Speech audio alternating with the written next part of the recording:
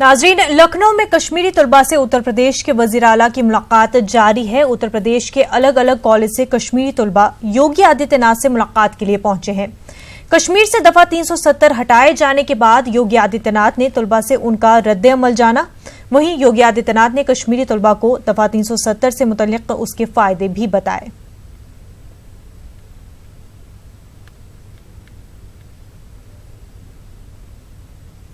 सबसे पहली बात तो आप लोगों को अपने मन की किसी भी प्रकार की शंका को दूर कर देना चाहिए। मेरे साथ जो भी आपके संवाद बनेंगे वो पूरी तरह गोपनीय होंगे, मेरे साथ ही सीमित रहेंगे।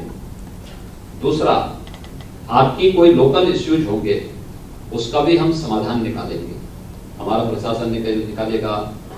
मैं स्वयं उसमें इंटरवेन करके और समस्या वहीं लोकल स्तर पर समाधान हो सके, इस दिशा में हम लोग एक बेहतर प्रयास करेंगे।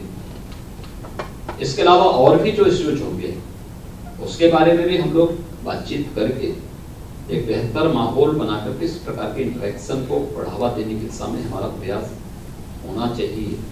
आज आप उत्तर प्रदेश में अध्ययन करने के लिए आए हैं, कल हो सकता है उत्तर प्रदेश में किसी प्रशासनिक दायित्व के लिए आपको आना पड़े।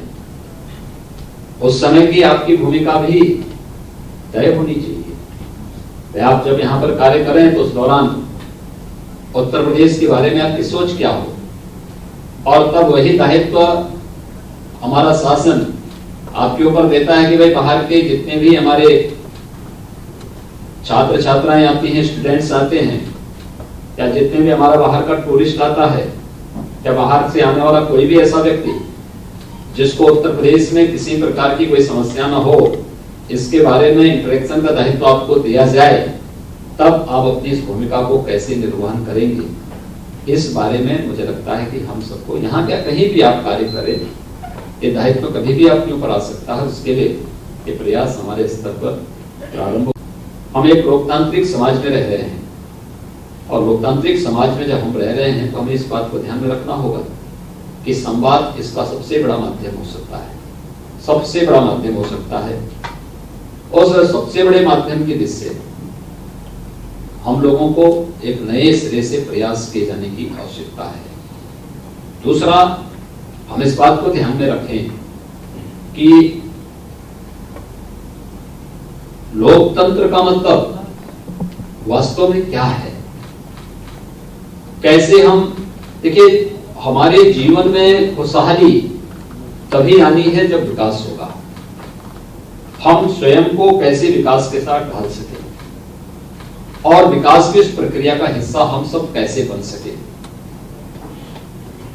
क्योंकि उसका कोई दूसरा विकल्प नहीं हो सकता। एक आम नागरिक को अपनी बुनियादी सुविधाएं चाहिए, उसको सुरक्षा का बेहतर वातावरण चाहिए, उसको रोजगार और नौकरी की गारंटी चाहिए, और उसके सामने एक अच्छे भविष्य का जो सुनहरा सपना है वह स्पष्ट दिखाई दिया जाना चाहिए। इस दिशा में हम सब मिलकर के एक बेहतर पहल कर सकते हैं। उस बेहतर पहल की दिशा से ही आज ये प्रक्रिया यहाँ पर प्रारंभ करने का एक प्रयास प्रारंभ हुआ है। मुझे प्रसन्नता होगी कि आप में से सभी छात्र अपनी बात को बड़ी शालीनता के साथ यहाँ पर शेयर कर सकें।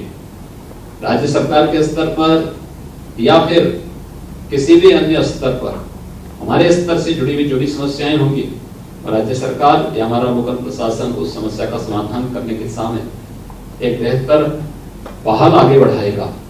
दूसरा, इस बात को हम देखें कि अगर एक व्यक्ति किसी बात को कह दिया है तो रिपीटिशन करने की बजाय कोई दूसरा सुझाव हो हम उसको दे सकते हैं, या अगर किसी ने कोई बात कह दी है, किसी को अच्छी नहीं लग रही है, उसमें शांत रहें। वो अपनी बात अलग से, अपनी बात को दूसरे तरीके से अपनी बात को रख सकता है, लेकिन खंडन मंडन करने की बजाय अगर हम लोग अपनी बात को रखेंगे तो एक बेहतर माहौल हमारा बन सकता है। इस प्रक्रिया को हम आगे बढ़ा सकते हैं। एक उसी प्रक्रिया को आगे बढ़ाने के लिए आज मैं एक बार आप सबको यहाँ पर आमंत्रित किया हूँ। मुझे प्रसन्नता है कि आप सब यहाँ पर आए हैं।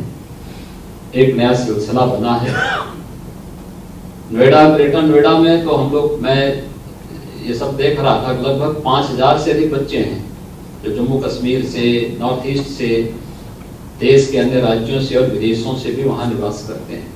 मैंने वहां के लोकल एडमिनिस्ट्रेशन से कहा है कि इन सभी बच्चों के साथ एक बार बैठने का कार्यक्रम मैं स्वयं ही नोएडा में बनाऊंगा। नोएडा में उनके साथ हम बैठेंगे, उनके कोई इश्यूज हैं लोकल स्तर पर तो उसका समाधान वहीं पर लोकल एडमिनिस्ट्रेशन को उसका तत्काल समाधान करना चाहिए। हमारे साथ हमारे नुमाइंदे तारिक कमर बराह रास्त जुड़ चुके हैं। तारिक, सबसे पहले तो आपसे ये जानना चाहूंगी, क्या मीटिंग अभी भी जारी है? क्या इस वक्त भी योगी आदित्यनाथ जो है कश्मीरी तलबा से बातचीत कर रहे हैं? हाँ, मीटिंग अभी चल रही है। मैं रिहाई गाह के बाहर खड़ा हुआ हूँ, लेकिन अंदर मीटिंग चल रही है। मुख्तलिफ मौज़ूआत पर वो काउंसलिंग कर रहे हैं, बता रहे हैं कि जमहूरी कदरों को कैसे फरोग दिया जाए, कैसे उत्तर प्रदेश और पूरे मुल्क की तरक्की में हम लोग अपना ताउन पेश कर सकते हैं, कैसे यहाँ के माहौल को मजीद बेहतर बना सकते हैं, किस अंदाज से आप अपने मुस्तकबिल की तामीर और तश्कील कर सकते हैं। तो देखिए, ये एक जो इंटरेक्शन का सिलसिला है, तो अभी तक हमने देखा है कि बड़े मुस्बत अंदाज में वजीर आला ने उसको आगे बढ़ाया है। ताहम अभी तक ये खबर हमारे पास नहीं आई है कि कुछ सवाल जवाब का सिलसिला भी इसमें हुआ या नहीं हुआ है, लेकिन इतना ज़रूर है कि जो कुछ भी बताया जा रहा है वो जमहूरियत के ताल्लुक से, आपसी इत्तेहाद के ताल्लुक से। और देखिए, बुनियादी बात ये भी है इसका पूरा पसमंदर कि मुख्तलिफ उत्तर प्रदेश बड़ी रियासत है और बड़ी रियासत के मुख्तलिफ इलाकों में कश्मीर के तलबा यहाँ पर स्टडी करने आते हैं, तो उनका आपस में इंटरेक्शन कैसे हो। जाहिर है कि कहीं ना कहीं जो खदशे हैं, जो अंदेशे हैं, वो आपसी बातचीत के जरिए भी दूर हो सकते हैं। और ये भी वज़ीर आला की जानिब से वाज़ेह किया गया है कि एडमिनिस्ट्रेशन को, जिला इंतजामिया को सख्त हिदायत दी गई हैं कि इन लोगों को ख्याल रखा जाए, इन लोगों को इंटरेक्शन की कोई ऐसी हिकमत अमली वज़ा की जाए जिसके जरिए इनके खदशे अंदेशे भी दूर हों, जमहूरी कदरों को भी फ़रोग मिले और ये ऐसा माहौल परवान चढ़े जिसमें उत्तर प्रदेश तरक्की कर सकता है, मुल्क तरक्की कर सकता है। तो देखिए, ये एक सिलसिला है जो शुरू किया गया है और साथ ही ये इशारे भी वज़ीर आला ने दिए हैं कि सिर्फ जम्मू कश्मीर के ही नहीं बल्कि दूसरे जो और स्टेट्स के बच्चे उत्तर प्रदेश में आबाद हैं उनके साथ भी बैठने के मौके मिलेंगे, उनके साथ भी इस अंदाज के मज़ाकरात और तबादलात का जो तबादला ख्याल का जो सिलसिला है वो जारी रखा जाएगा। ताहम ये पेशरफ्त है और बहुत अहम पेशरफ्त है और जिस मकसद के तहत इसको बाकायदा मुनज़्ज़म किया गया है, इसका इनेकाद किया गया है, उसमें कामयाबी मिलती नजर आ रही है। और वो इस हवाले से कि देखिए, बड़ी तादाद में बच्चे पहुंचे हैं, 70 से ज्यादा बच्चे अभी तक यहाँ पहुंच चुके हैं जिनके साथ वो इंटरेक्शन कर रहे हैं वजीर आला। अब सवालात किस अंदाज के होंगे इस बारे में तो हम कुछ नहीं कह सकते हैं अभी, क्योंकि वहां पर अंदर नहीं है, बाहर ही हम रिहाइया के बाहर मौजूद हैं। तो जैसे जैसे मंजरनामा वाजे होगा हम अपने नाज़रीन को बताएंगे कि किस अंदाज के सवालात हो रहे हैं, किस अंदाज से वजीर आला ने उनको मुतमईन किया है। फिलहाल जो बात की जा रही है वो वजीर आला की जानिब से बड़े मुस्बत अंदाज में की जा रही है कि मुस्तकबिल की तामीर कैसे हो, जमहूरियत को कैसे फरोग मिले, अपने स्टेट में अमन अमान का जो सिलसिला है उसको कैसे कायम रखा जाए और कैसे हालात को मजीद बेहतर बनाया जाए, मुस्तकबिल को उनके कैसे रोशन किया जाए। यही सब मौजूदात पर अभी तक बातचीत चल रही है। मुनज़्ज़ा तारिक, योगी जो है वो बात कर रहे हैं डेमोक्रेसी की और वहां पर किस तरह से जो है माहौल बेहतर हो सकता है और इन बच्चों का मुस्तकबिल किस तरह से आगे बढ़ सकता है। लेकिन ये बच्चे, ये जो स्टूडेंट्स हैं कश्मीर से आए हुए हैं, ये कैसे स्ट्रेट थिंक कर सकते हैं इस चीज को लेकर के जब 56 डेज हो चुके हैं, इनका घर पर कोई कांटेक्ट नहीं है, ये किसी तरीके से कम्युनिकेट नहीं कर सकते। ऐसे में ये किस तरह से इन चीजों पर, इन पॉइंट्स पर सोच सकते हैं जबकि इनका कोई राब्ता ही नहीं बन रहा है घर से। तो हाउ इज इट पॉसिबल कि ये इन मुद्दों पर सोचे, और क्योंकि ऑलरेडी बहुत ज्यादा परेशान है, इनकी बात ही नहीं हो पा रही, इनके पास और इस वक्त बहुत ज्यादा बड़े मसाइल है जिनको लेकर के ये अभी काफी ज्यादा परेशान है। बहुत अहम सवाल आपने किया है, बुनियादी सवाल है और इस सवाल के पीछे जो तशवीश है, जो खदशे हैं, उसको हम महसूस कर सकते हैं, समाज के जिम्मेदार लोग महसूस करते हैं। ताहम देखिए, यही एक सिलसिला है कि मुज़ाकरात के जरिए कैसे इन मसाइल का हल तलाश किया जाए। तो जाहिर है कि ये जो पेशरफ्त की जा रही है सरकारी सतह पर, इसका मकसद भी यही है कि किस अंदाज से जो खदशात हैं और इनकी जो मतलब जहनी कशीदगी है, जहनी तनाज़ा है और जो एक अंदेशों का सिलसिला है वो कैसे दूर किया जाए। तो देखिए, ये मंजरनामा तो मुनज़्ज़ा उस वक्त होगा कि जब कश्मीरी तलबा को बात करने का मौका फराहम किया जाए, वो सवाल करें, उसके जवाबात वज़ीर आला पेश करें। तो हम अंदर तो मौजूद नहीं है, बाहर से जो कुछ सुन पा रहे हैं, देख पा रहे हैं, उसी की रोशनी में अपने तमाम नाज़रीन को, सामीन को बता रहे हैं। ताहम हम पुरुमीद जरूर हैं और यकीन रखते हैं, ये उम्मीद जाहिर की जा रही है, समाज के जिम्मेदार लोग भी ये मानते हैं कि इस मुज़ाकरे से, इस तबादला ख्याल से कहीं ना कहीं मस्बत रवैये सामने आएंगे, कहीं ना कहीं सूरत हाल ऐसी पैदा होगी जिससे इनकी तशवीश दूर हो सके। आपने बहुत बुनियादी सवाल किया है और जाहिर है कि ये ह्यूमैनिटी से जुड़ा हुआ सवाल है, अखलाकियात से जुड़ा हुआ सवाल है, तो इन कदरों को, इन तमाम पहलुओं को सामने रखना होगा, इन तमाम मौज़ूआत को वज़ीर आला को भी सामने रखना होगा कि उनकी तरक्की के रास्ते हमवार करने से पहले उनकी जहनी कशीदगी दूर करें, उनके दिल में जो खदशे अंदेशे पल रहे हैं उनको दूर करें, उनको तहफ़्फ़ुज़ की पूरी गारंटी दें, वो उस अंदाज से इक़दाम करें, उनको मुतमईन करें, उसके बाद वो अपने मुस्तक़बिल की तामीर, जमहूरी कदरों को इस्तेवार करने के मामलात पर गौर करेंगे, मुल्क की तरक्की के बारे में सोचेंगे, रियासत की तरक्की के बारे में सोचेंगे। तो बुनियादी सवाल है आपका, बहुत अहम सवाल है और मुझे उम्मीद है कि इस ज़िम्मे में भी कोई ना कोई पेशरत रियासती सतह की जानिब से, वज़ीर आला की जानिब से जरूर की जाएगी। मुनज़्ज़ा तारिक, जिस तरह से योगी ने कहा कि उन्होंने बोला कि लोकल जो भी इश्यूज है स्टूडेंट्स के उनको एड्रेस किया जाएगा, बट पर्टिकुलरली क्या कुछ इश्यूज है उनको वो एड्रेस नहीं कर रहे हैं। एक दो लाइंस में उन्होंने इस बात को कहा कि जो भी इश्यूज होंगे उनको एड्रेस किया जाएगा, किसी तरह की परेशानी नहीं होगी, और ये बात वहीं पे खत्म हो गई। और वापस से डेवलपमेंट का क्या है, किस तरह से आगे बढ़ सकते हैं और क्या कुछ अपॉर्चुनिटीज है यूपी में और किस तरह से आगे, बात फिर से वहीं पर आ गई। लेकिन एग्जैक्ट जो चीज, जिस चीज को एड्रेस होना चाहिए था वो नहीं कर रहे हैं योगी। मुनज़्ज़ा, आपकी तशवीश हम महसूस कर सकते हैं, हम भी ये महसूस करते हैं कि बुनियादी जो महवर और मरकज है उस पर जाहिर है कि प्रोग्राम चलना चाहिए, लेकिन देखिए एक तरतीब होती है, एक सिलसिला होता है। रियासत के जो जिम्मेदार लोग हैं और बिलखुसूस वज़ीर आला, उनकी अपनी जिम्मेदारियां होती हैं, ये वो बेहतर जानते हैं कि उनको किस अंदाज से एड्रेस करना है, क्या कुछ कहना है, क्या कुछ सुनना है, किस अंदाज से इस हिकमत अमली को वज़ा किया जाना है, किस अंदाज से स्टूडेंट के जज्बात और ख्यालात की तर्जुमानी की जानी चाहिए और किस अंदाज से उनकी तस्कीन की जानी चाहिए। तो देखिए, अब इसमें एक पहलू ये बड़ा अहम है कि जिस वक्त तलबा तालिबात बाहर आएँ, अगर वो मीडिया से बात कर पाएँ, वो बताएं कि हताब हमारी बात किस हद तक सुनी गई है या नहीं सुनी गई है, या क्या कुछ बेहतर नतीजे सामने आए हैं या आने के इम्कानात हैं। तो देखिए, बहुत से पहलू हैं, बहुत से सवालात हैं जो आपके जहन में भी सर उठा रहे हैं और हमारे साथ भी वो सफर कर रहे हैं, और समाज के जिम्मेदार तबकों के जो लोग हैं वो सब इसमें तशवीश का इजहार करते हैं, सबको उम्मीद भी है। तो देखिए, ये मंजरनामा उसी वक्त वाज़ेह होगा जब मुकम्मल सूरत हाल सामने आ जाएगी। फिलहाल किसी अंदेशे को, खदशे को लेकर आगे बढ़ना मुनासिब नहीं है जब तक मुकम्मल सूरत हाल से हम लोग आगाह ना हो जाए। कुछ भी कहना जो होगा वो उजलत होगी।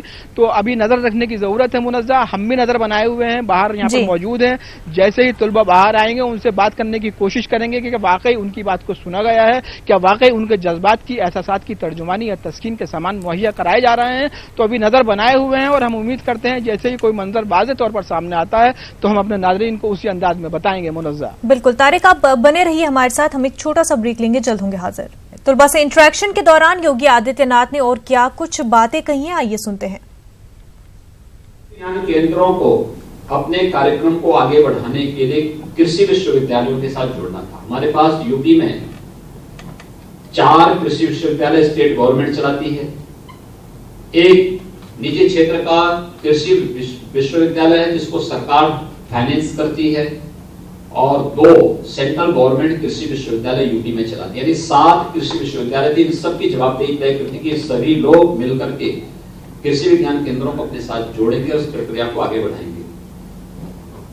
2.5 वर्ष के अंदर हम लोगों ने अकेले गन्ना किसानों का 74,000 करोड़ रुपए का गन्ना मूल्य का भुगतान कराया है। आप सोचिए, किसानों को समय पे भुगतान मिल जाना। कोई किसान धरना प्रदर्शन आज के दिन पे नहीं कर रहा है। प्रोक्योरमेंट की पॉलिसी बनाई, किसान उत्पादन करेगा, हम उसको खरीदेंगे, या तो मार्केट में उससे अच्छा दाम मिले, नहीं तो सरकार उसे खरीदेगी। हमने इस प्रक्रिया को आगे बढ़ाया।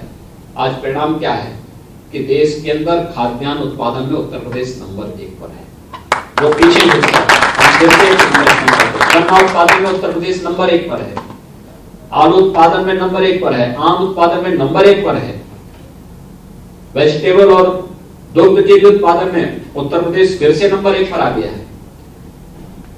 हमें उस प्रक्रिया को आगे बढ़ाने की आवश्यकता है। वो चीजें हम लोगों ने टेक्नोलॉजी के साथ, लागत कम करना, उत्पादन बढ़ाना, उसको किसान को सही दाम मिल जाना, ये चीजें आगे हो सकती हैं। बहुत बेहतरीन कार्य इसके माध्यम से किया जा सकता है।